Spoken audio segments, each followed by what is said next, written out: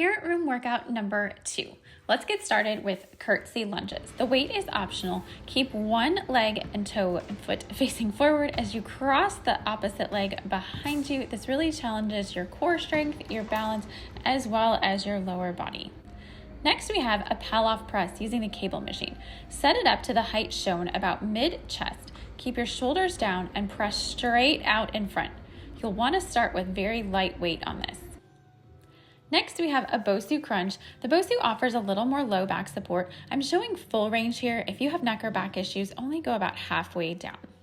Keep those knees apart.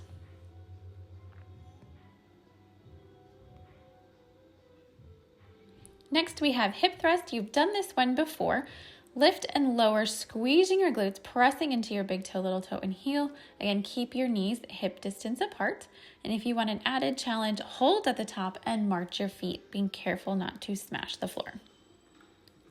Next, we're back to the cable machine with a single arm cable row. Keep the cable set at shoulder height or chest height. Avoid shrugging your shoulders and pull with one hand straight back behind you. Avoid twisting through your spine and knees.